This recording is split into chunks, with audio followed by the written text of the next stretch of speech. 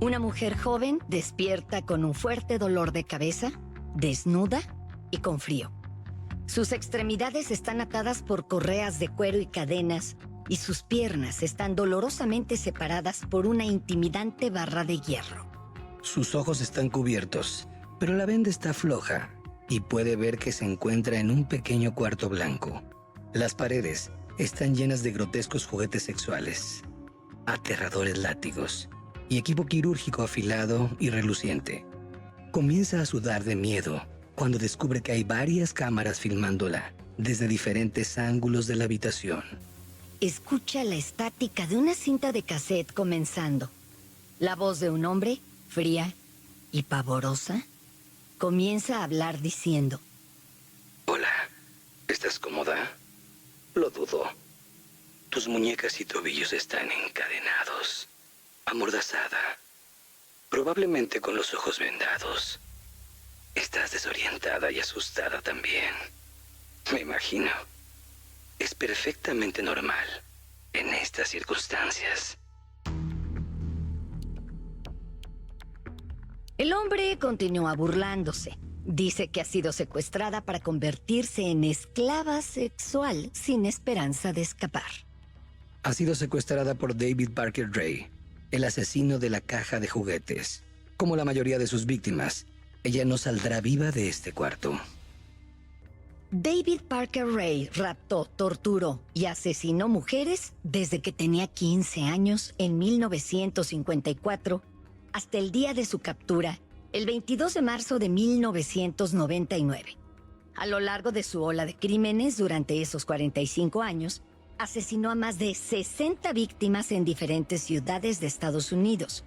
Muchas de ellas fueron llevadas a su hogar permanente en Truth or Consequences, Nuevo México.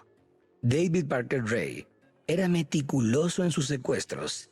Elegía mujeres vulnerables y las enterraba en lugares tan remotos que algunas todavía no se han encontrado. Se hizo famoso por el dramático escape de su última víctima, quien reveló su depravación con lujo de detalle y expuso al mundo la maldad y tortura de su caja de juegos. David Parker Ray nació en el pequeño pueblo de Belén, Nuevo México, un 6 de noviembre de 1939. Sus padres fueron Cecil y Nettie Ray. Tenía una hermana llamada Peggy. Su infancia no fue nada placentera. Cecil, el padre de David, era un alcohólico violento. Frecuentemente estaba desempleado. Entraba y salía del pueblo a su antojo. Solo iba a casa cada 6 meses, pero estas visitas eran aterradoras para David. Aunque durante los raros momentos de docilidad que tenía Cecil, trataba de crear lazos con su hijo, desafortunadamente hasta estos lazos entre padre e hijo eran enfermos y retorcidos. Cecil le mostraba a su pequeño hijo dibujos y fotografías con pornografía violenta. Si bien estas fotos fueron tomadas en la década de 1940 y eran un tanto aburridas, comparadas con lo que la gente puede encontrar ahora en Internet, las violentas imágenes sexuales dejaron una increíble marca en la mente joven de David Parker Ray. Para empeorar la situación, no tenía ningún otro adulto en su vida que representara un ejemplo positivo para él. No se sabe mucho sobre su madre, Nettie, pero sabemos que se mudó con su hermana cuando la violencia de Cecil fue demasiado para ella. También sabemos que frecuentemente descuidaba a David.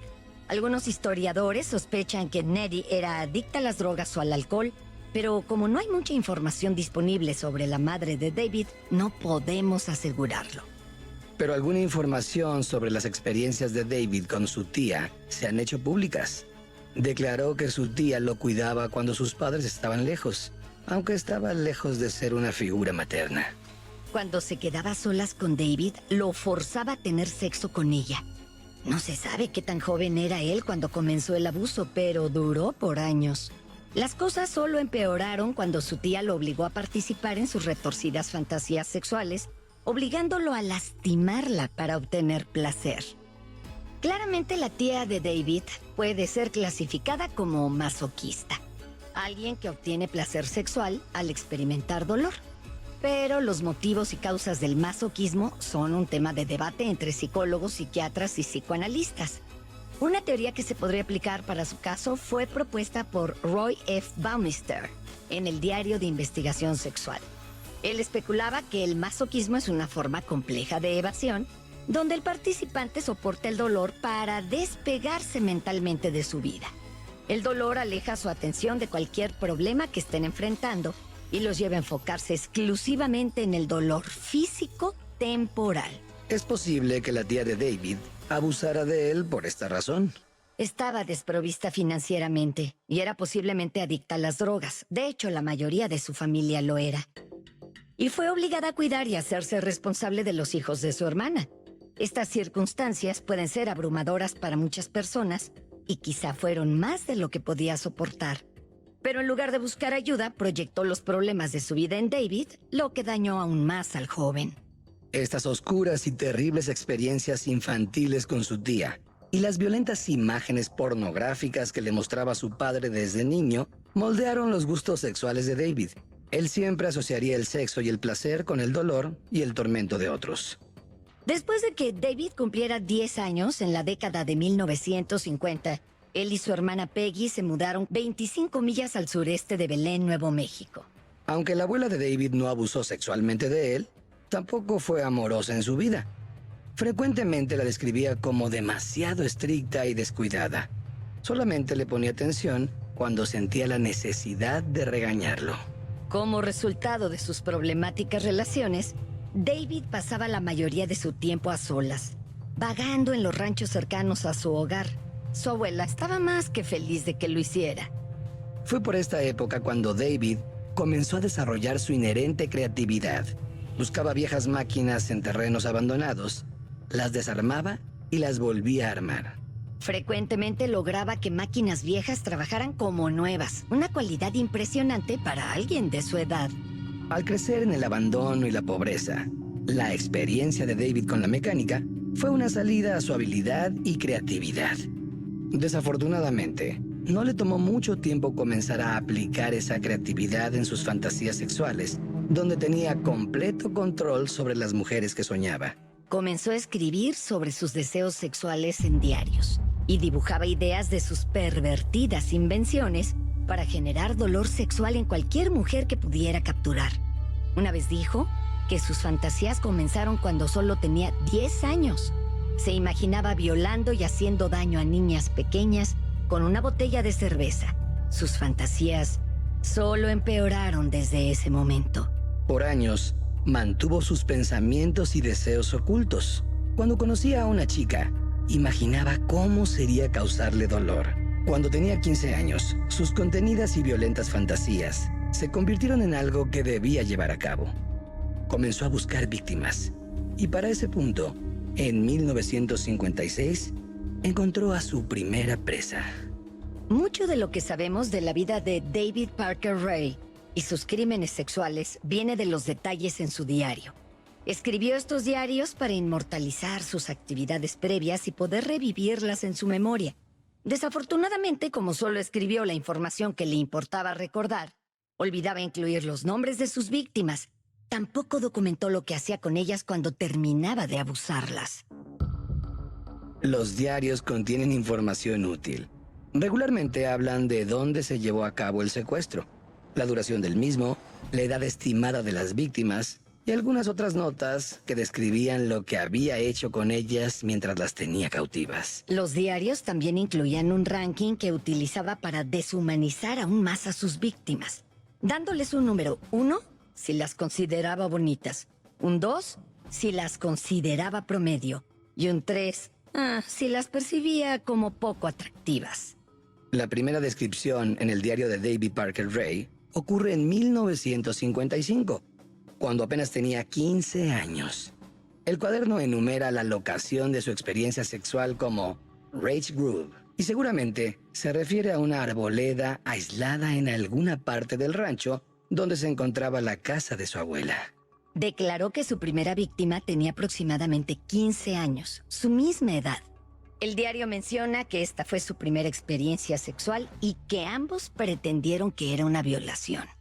El diario también dice que ató a la chica entre 2 árboles mientras jugaba con ella.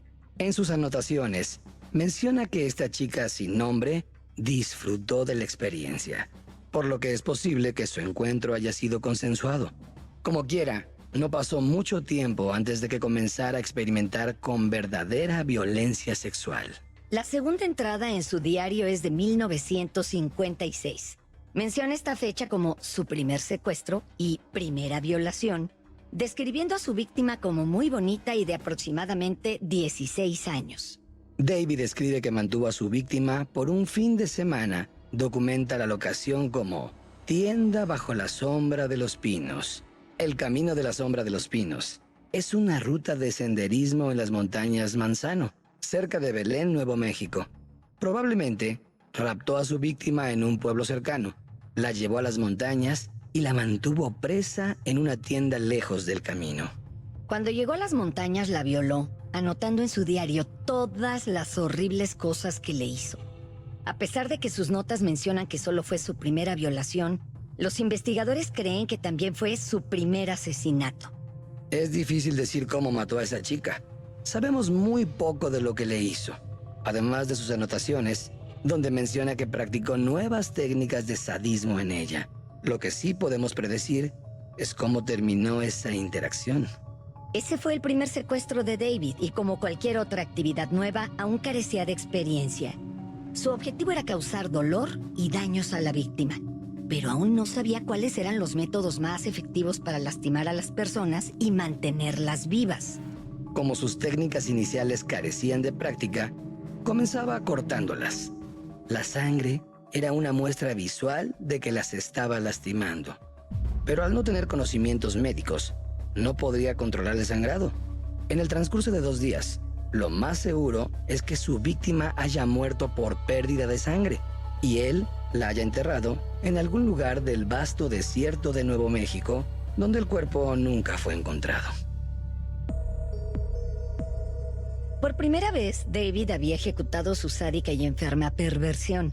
Mientras el mundo hubiera esperado que sus abominables sueños terminaran ahí, esta pequeña probada de violencia dejó a David queriendo más. Fue cuestión de tiempo antes de que David Ray Parker encontrara a su próxima víctima, desgarrándola con odio y violencia.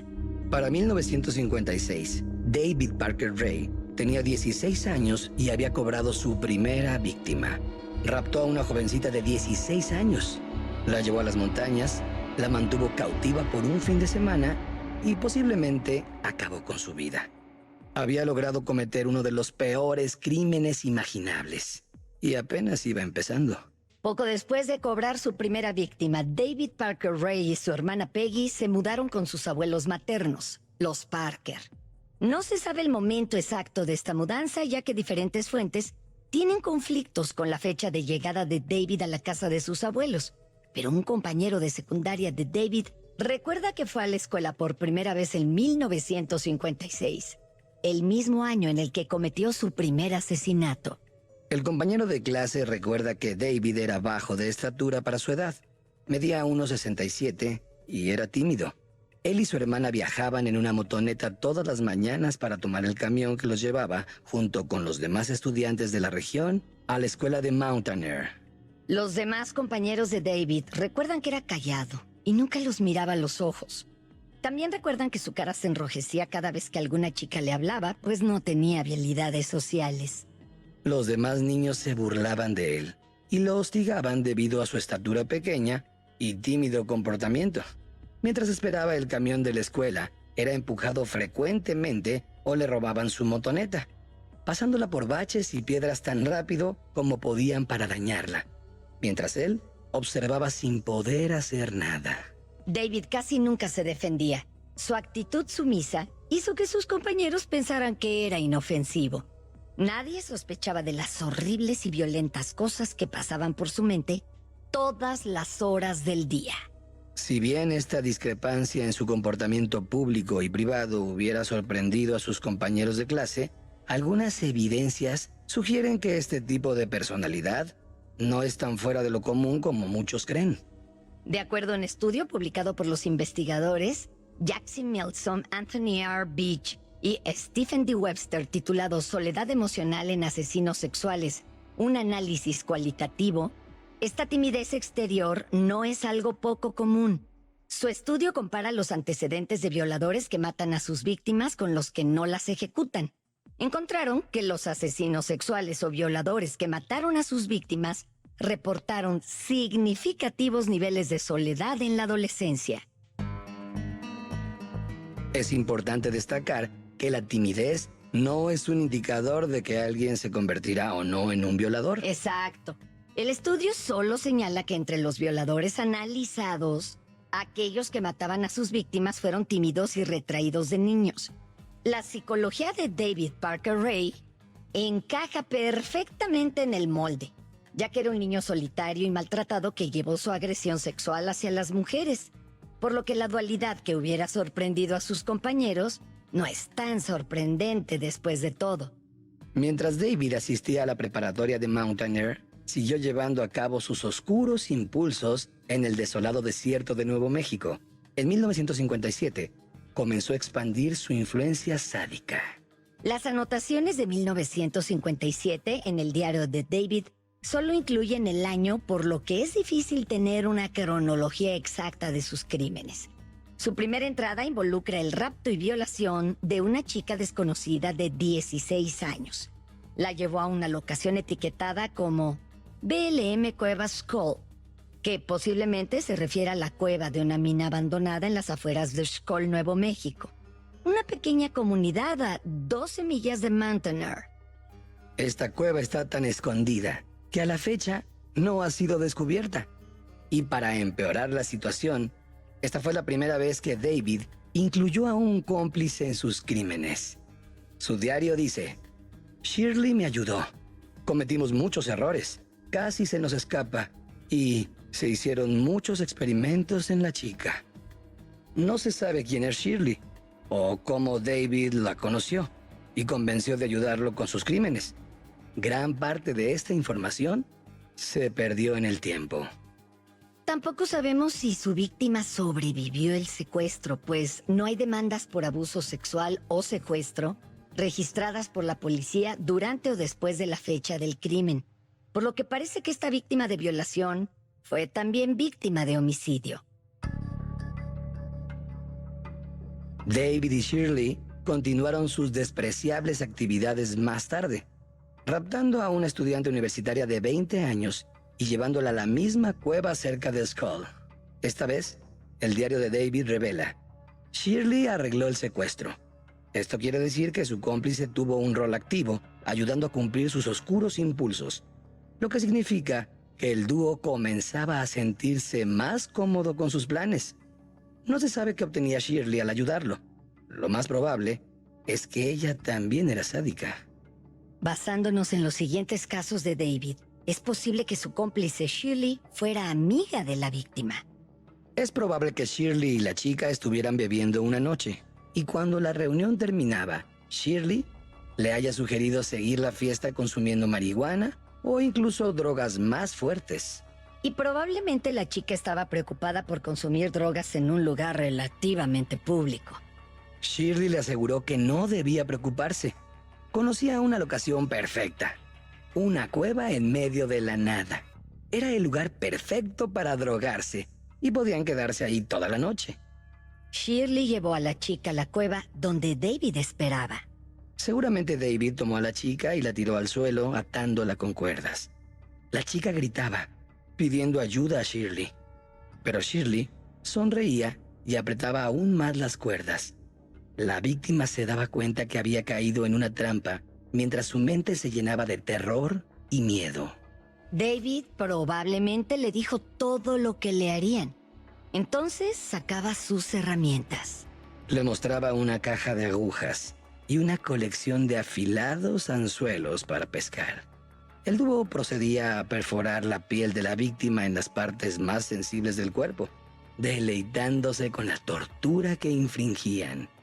Cuando terminaron, la mataron y la enterraron en el desierto. Esta víctima nunca fue identificada y su destino final es un misterio que permanece sin resolver. David y Shirley continuaron su ola de crímenes el mismo año. Como pareja, se habían convertido en uña y carne. No sabemos exactamente si la relación entre Shirley y David era otra que la de cómplices, pero basándonos en otros casos de sádicos que trabajaron juntos, todo parece indicar que estaban relacionados sentimentalmente. La naturaleza de las parejas que matan juntos ha desconcertado a las personas a lo largo del tiempo. La gente frecuentemente se pregunta por qué una mujer ayudaría a un sádico y viceversa. Pero en casos como este, ambos son sádicos. Stella Weldon, doctora de psiquiatría forense, escribió sobre parejas que matan en un libro titulado El miedo terapéutico bajo fuego. Ella propone la teoría de que cuando los adultos relacionados sentimentalmente participan en actos de abuso y sadismo, se debe a traumas que ambos experimentaron en el pasado y ninguno quiere enfrentar en el presente. Sabemos que David sufrió de abuso por parte de su padre y su tía. Es muy probable que Shirley haya experimentado un abuso similar por parte de sus padres. En lugar de buscar ayuda para liberarse de los traumas del pasado y trabajar en ellos, la gente que establece relaciones sádicas siente que recupera el control al infligir dolor en otros. Cuando lastiman a otras personas, prueban que ahora son ellos quienes están al mando de la situación, a diferencia de cuando eran niños y no tenían ningún tipo de control. Tan pronto ambos sádicos comienzan a disfrutar la tortura que causan en otros, su violencia comienza a escalar y hacen cosas terribles como las que David y Shirley hacían en su cueva en medio del desierto. Bueno, cualquiera que sea la razón para sus acciones, la pareja no paró después de lastimar a su segunda víctima. Por accidente, encontraron a otra persona indefensa cuando se toparon con una mujer con un neumático reventado. Se detuvieron y preguntaron si necesitaba ayuda. La mujer, emocionada y agradecida por la ayuda, comenzó a platicar con ellos. Descubrieron que tenía 17 años y estaba sola. Sabían que no tenía a nadie a su alrededor para ayudarla, lo que la convertía en un blanco fácil. Tan pronto como bajó la guardia, el dúo la golpeó, amordazó, ató y aventó dentro del vehículo. Huyeron con su víctima y la llevaron a la misma cueva donde habían lastimado a las otras dos mujeres. Cuando llegaron, llevaron a cabo las mismas torturas repugnantes que habían realizado a sus víctimas anteriores. Al igual que con la mayoría de las víctimas de David, esta chica nunca fue identificada y no se sabe si logró sobrevivir. Ella no fue la única mujer que raptó a la pareja en 1957. El mismo año, David y Shirley encontraron otra víctima en una parada de autobús. Una chica de 18 años y, al igual que sus víctimas anteriores, pretendieron hacerse sus amigos para secuestrarla. La llevaron a la misma cueva donde habían llevado a sus demás víctimas. Pero ahora aumentaron la violencia. Mantuvieron a la chica atada a una mesa con las piernas abiertas y los ojos vendados todo el fin de semana. David practicó bondage de senos, una técnica en la que se corta el flujo sanguíneo de los pechos de una mujer, y Shirley arrancó casi todo el vello púbico de la víctima. Le realizaron otros tormentos y el dolor que le infligieron fue tan grande que quedó inconsciente en varias ocasiones. En total, David y Shirley raptaron y posiblemente asesinaron a 4 mujeres diferentes en 1957. David había logrado